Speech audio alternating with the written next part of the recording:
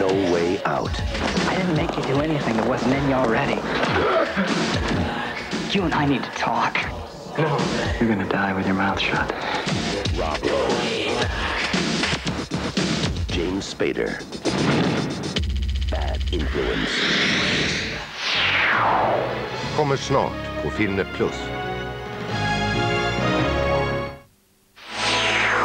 When you say people, you mean living people? You will be working with patients, people, yes. Doctor. I'd like to ask... I was born in 1911 in Kingsbridge, New York, prior to July 1955. I'm fine, thank you. Prior to that, I was a person. Can you hear me? Does he ever speak to you? Of course not. Your patients, doctor, haven't moved in decades. What I believe, what I know, is these people are alive inside. At 200 milligrams, he showed no response.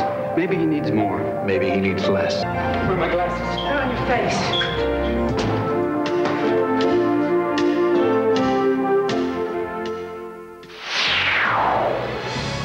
Nästa månad på Filmnet Plus.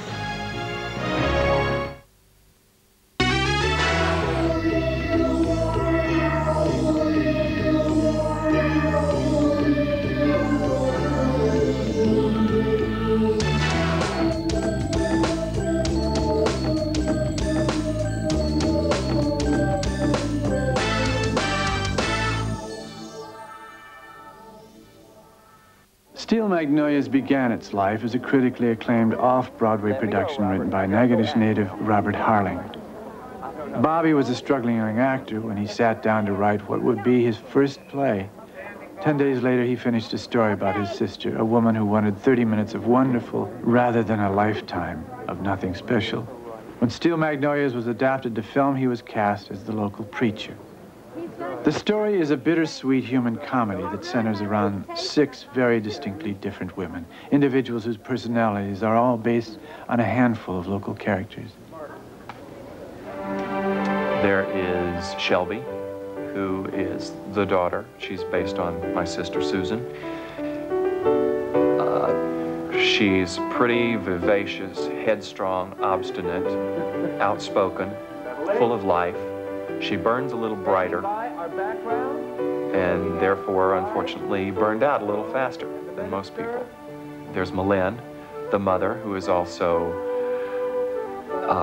pretty, obstinate, headstrong, has primarily most of the characteristics of the daughter. There's Truby, the lady who owns the beauty shop.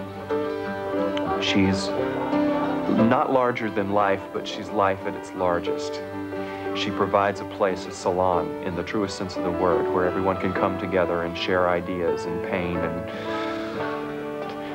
Annelle, who is the new girl in town, she's come to town. She's basically a blank slate when we first meet her. She takes on the trappings of everyone in town. She goes through all sorts of changes, from being trash to a born-again Christian. There's Clary, who is the widow of the mayor. She's the grande dame. Her family's been there for hundreds of years. Weezer is the town curmudgeon. Every town has one. It's that crusty person who has probably had a lot of pain in her life and has learned to cover it by always having the quick word or the quick wit, and can always, she says what she thinks. She's very open, no-nonsense sort of character. This is it. I have found it. I am in hell. Good morning, Weezer. Don't try to get on my good side, Truby. I no longer have one. Come here, Rhett. You're a little early, ain't you? That is precisely why I'm here. I've got to talk to Malin about her husband. He is a boil on the butt of humanity. No, wham, I landed on her right away. Thought, ooh, boy, this gives me the chance to be this way in real life, because I'm supposed to be such a positive thinker. I'm supposed to always be in such an up mood, and I get a chance to play this woman who's absolutely treacherous in her cynicism. I'm not crazy, Malin. I've just been in a very bad mood for 40 years. My daddy catches you and you hear the question of whether or not I can carry your children will not matter. He will set your thing on. Say you're gonna marry me. I hate suspense. Okay. You meet me 2 o'clock, Presbyterian Church. I'll be the one in the veil down front. I think, you know, in any situation when things are like really down, that you kind of have to make light of it, or else you just kind of disappear. You know, it'll just eat you alive. And Bob found a great tool. He found a way so that you could take the bad, because he also showed you the good, which is really real life, you know, and there's comedy in all the really bad things.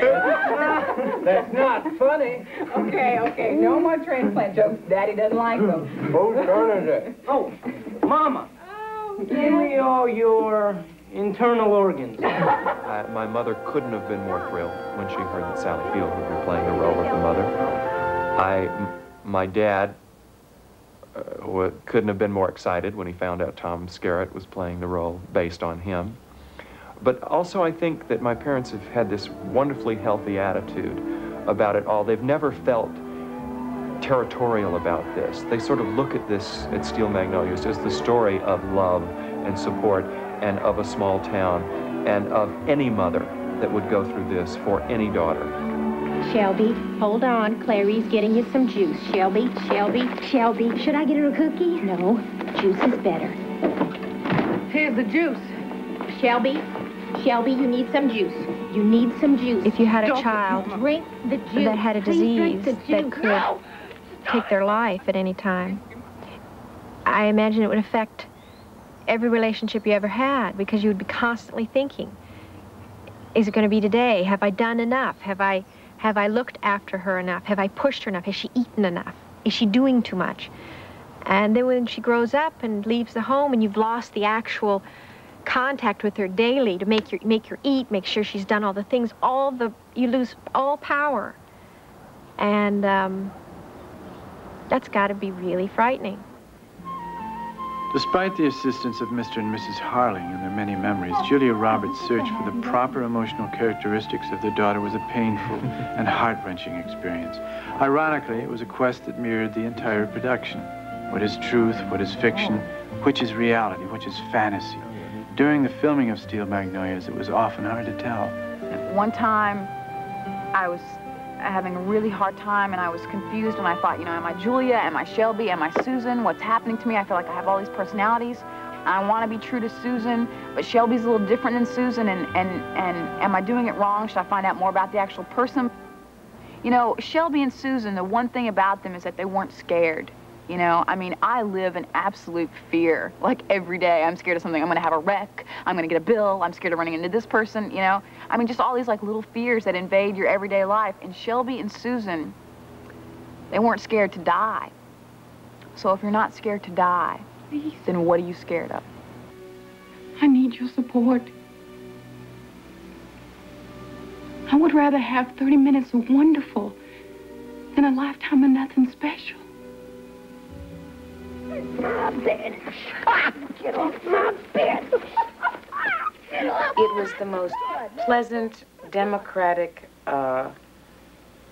nurturing, tolerant, allowing, funny, sometimes raunchy experience making a film I've ever had. There's just nothing like it.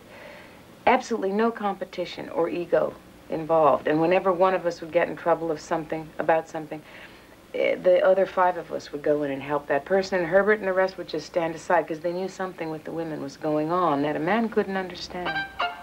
Steel Magnolias. Here we go!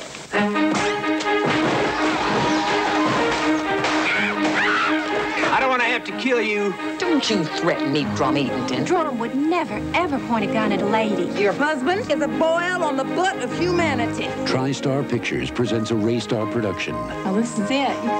You're finally rid of me. Sally Field. I think you'll be back every now and then. Dolly Parton. How's your family? Louis brought his girlfriend home, and the nicest thing I can say about her is all her tattoos are spelled correctly. Hi, Miss Weezer. Ugh, leave me alone. Shirley MacLaine. I'm not crazy, Malin. I've just been in a very bad mood for 40 years. Daryl Hannah. Miss Trudy, I swear to you that my personal tragedy will not interfere with my ability to do good hair. Olympia Dukakis. Looks like 2 pigs fighting under a blanket. Julia Roberts. I'm gonna make you very happy. I want a child of my own. Your poor body has been through so much. Why would you deliberately do this to yourself? Diabetics have healthy babies all the time. You are special, Shelby. Time has made them close. Life She's gonna have a baby. Go get a doctor. has made them friends. Steel Magnolias.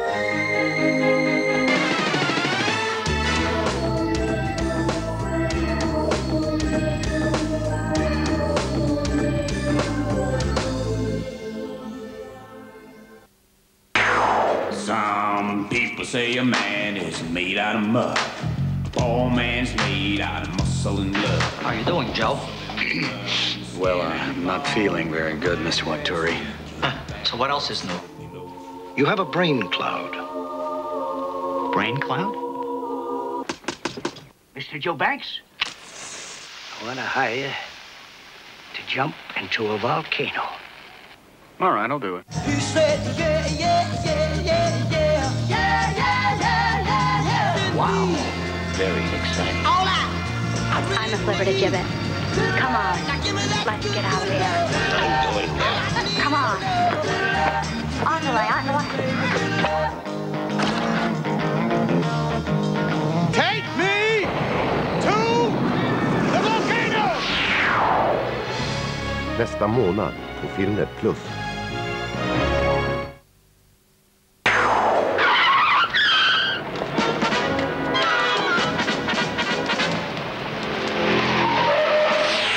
You're my best friend. Morgan Freeman, Jessica Tandy, Dan Aykroyd, driving Miss Daisy.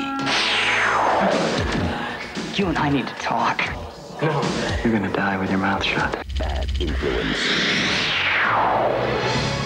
Imorgon på Filmnet Plus.